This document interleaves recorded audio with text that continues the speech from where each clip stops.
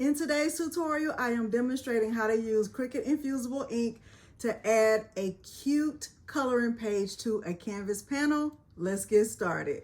Hello everyone and welcome to Crafting with Delonda. It's me again, Delonda, and thank you so much for joining me today. I am going to show you all the things just like I always do. And at the end of this video, if you find it helpful, please remember to do the things. Like and hype and like the video, subscribe to my channel, and turn on the bell for notifications because I do upload new content every single week. Now, without further ado, let's get started. All of the materials are listed below the video, but in today's tutorial, I'll be using my Cricut Maker, Cricut Infusible Ink, Cricut Heat Resistant Tape, these canvas panels that I purchased, I think from Walmart. I'll use a green standard grip mat and that HTV Ront Auto Heat Press 2 back there. The first thing I did was I went into the Creative Fabrica website and I did a search for, I looked for easy summer coloring pages. And this is one of the bundles that came up. And I like this one because I like to use butterfly images in a lot of my work. So I downloaded this file and then uploaded it into Cricut Design Space. I am in Cricut Design Space and I am going to import the file that I just downloaded from the Creative Fabrica website. And what I'm going to do is bring the size of my screen down, and I'm also going to grab a shape that will serve as my template. The size of the canvas panels is 8 by 10, and so I wanted to make this shape 8 by 10. I had to unlock the proportions and then I typed in 8.0 for the width and 10.0 for the height. The next thing I did was resize the butterfly image to make sure that it would fit on top of the canvas panel. And I still wanted to have a little bit of space around all 4 sides of the image. Now, when I brought my file in, I brought it in as a print then cut, and I really want to change this to a basic cut because I'm using infusible ink, and infusible ink works a lot like vinyl, as I'll need to weed it. So if your image is a PNG or a flat graphic, make sure you change it to a basic cut before proceeding to the Make It screen. So what I'm doing right now is waiting for my options to come up, and I'm going to click Infusible Ink Transfer Sheet, and I will do everything else back on the camera. Okay, I have my green mat right here, and I'm going to open this box of infusible ink. I was lucky enough to find this on the clearance rack at Walmart, and I was so excited about it because if you know me or if you've been on this journey with me, you know just how much I love infusible ink. So I'm going to get this opened up and then I'll get it placed on the mat.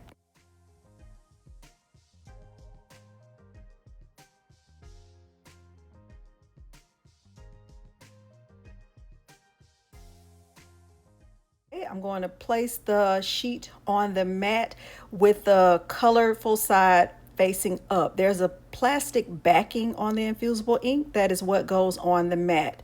And I'm going to use a brayer to make sure it is adhered well to the mat.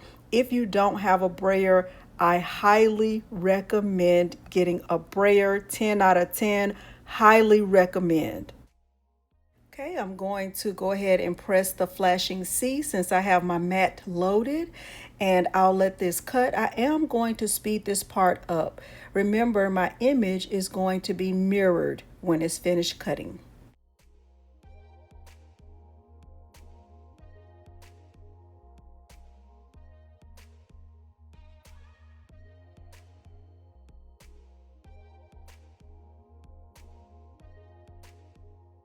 Here's a piece of advice that I have for you. When you're working with infusible ink, when it's finished cutting, before removing the mat from the machine, make sure that the infusible ink has cut all the way through. Do not remove the mat before double checking to make sure that it's cut all the way through. What I'm going to do right here, instead of just weeding this whole thing, is I'm going to cut off the excess infusible ink that I don't need, because that can definitely be used for a future project. Now I'm going to carefully peel away the pieces that I don't need for this design, and any of the white pieces that you see left over will not impact the canvas at all. The only thing that will transfer to the canvas is the colorful part of the infusible ink, and it's not even going to really give a dark color, because infusible ink is really sublimation ink and it's intended to be used with polyester. The canvas panels that I'm using are cotton, so you'll see once I press this that the color will not be dark, but you will be able to see a nice outline. So I'm just carefully removing the pieces that I don't need and kind of thinking about what I can use these scraps for, because I have a lot of big scrap pieces left over. I am going to remove this sheet from the mat. It'll make it easier for me to weed this. I'll speed this part up though. Before I speed this up, I do want you to see what I'm removing. And if it helps you, what I suggest you do is go back to the canvas so you can see what the image is supposed to look like when it's completely weeded out. So typically I'll take a picture, or I'll just bring up the image in Cricut Design Space so I'll know what to keep and what to take away. And that helps me a lot, because I don't always remember what to keep and what to take away. So I haven't sped it up yet, but I kind of wanted you to see what this process is like if you've never worked with infusible ink. And if you're wondering about why I chose to use infusible ink instead of heat transfer vinyl, stay tuned and I will definitely share my opinion with you about that. So this part is sped up quite a bit, and all I'm doing is just removing the big pieces so that when I finish with this full butterfly and flowers, all I will have is an outline. I decided not to remove the insides of the bottom of the butterfly, because I wouldn't be able to color inside those anyway, and it didn't impact the image in a negative way. You're still able to see that it's a butterfly and it has some details added to it. Okay.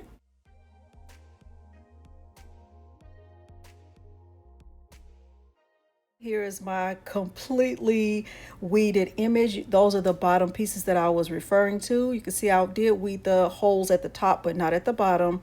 I used my Cricut True Control knife to get rid of some of that white piece that's still left on there, but it won't impact the image.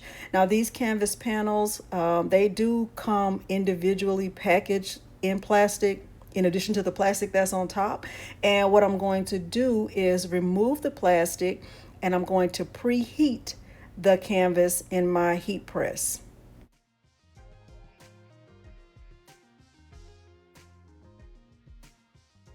Over at the heat press, I'm going to just preheat this for about 10 seconds. That's a little cameo for you. And I'm going to come back to the table and place the image face down on the canvas.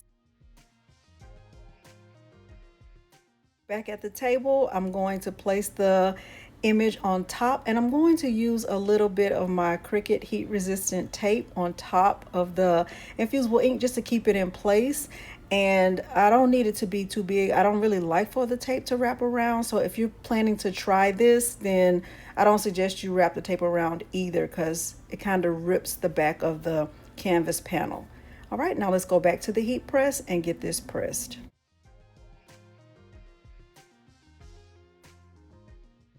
I'm pressing the canvas panel with Teflon on top, 400 degrees. I think I did 55 seconds or something like that.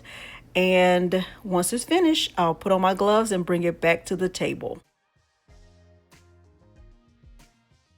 Canvas panel does cool off really fast. So what I'm going to do is just remove the infusible ink, and I will get ready to start coloring this in. Now, painting, coloring, all those things are not really something that I'm really good at, or not, my proudest moment, but I'm going to do my very best to color in this butterfly and these flowers and show you just how much of a cute project this is for adults and children. For those of you who have been on this journey with me, you already know how I feel about cardstock. And that shoe is made out of cardstock, and it was definitely a labor of love. This shoe holds my acrylic paint pens, and that's what I'm using here. So I'll use a combination of my Sharpie pens and this other brand. I don't remember the name of the brand right now, but I'll make sure it is linked below the video. I'm just going to start out by doing whatever I do on the right. I'm just going to copy the same thing on the left because, you know, it's a butterfly. And I will just go through and try to make somewhat of a pattern, but by the end, it won't even matter. Now, while I'm coloring this, let me go ahead and tell you why I decided to use infusible ink instead of using heat transfer vinyl on these canvas panels. Now, for anyone who's ever tried adding heat transfer vinyl to a canvas, you know how much of a tough task it can be. And if you have tried it and you didn't have a tough task, it came easy for you, kudos to you. That was not my experience. When I have added heat transfer vinyl to canvas panels, it was just not the easiest for me. No matter how hard I pressed, no matter how much pressure I used, no matter how much I had under the canvas panel, it was just not an easy task. And you know, with heat transfer vinyl, there's somewhat of a raised feel of the heat transfer vinyl on the canvas. The infusible ink doesn't give that effect. The infusible ink is actually infused into the cotton. So when I get ready to work with the canvas, or if I was using this to give to a child, let's say I was working at a daycare or something like that, I could have several of these prepared and not be worried about the vinyl coming off or peeling it off, or having a rambunctious child testing it to see if the heat transfer vinyl is actually permanent or not.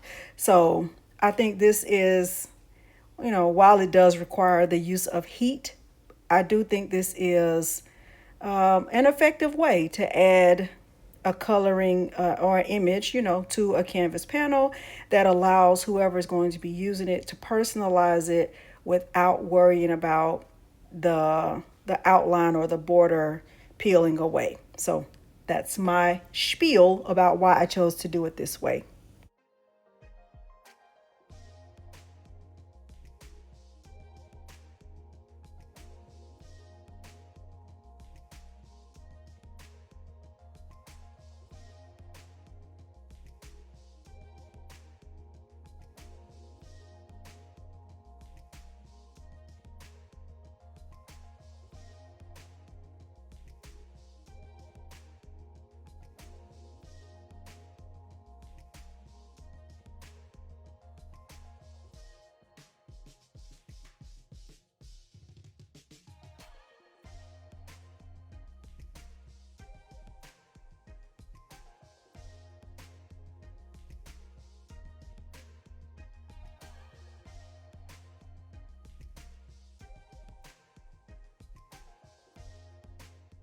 Okay, so we are coming towards the end of the video, and you have seen my butterfly kind of come to life and my panel come to life. And I want to know, leave me a comment below. Let me know if you are planning to try this. Especially if you have a lot of infusible ink and you're afraid to try it, this is a fail-safe way to give it a try. This is my super cute butterfly. And if you saw the reel I did the other day, I actually did the same process with a cute little skate image that I found on the Creative Fabrica website. Hopefully you did find this helpful. If you did, please remember to like the video, subscribe to my channel, and turn on the bell for notifications, because I do upload new content every single week. Thank you so much for joining me today, and thanks for watching. Bye.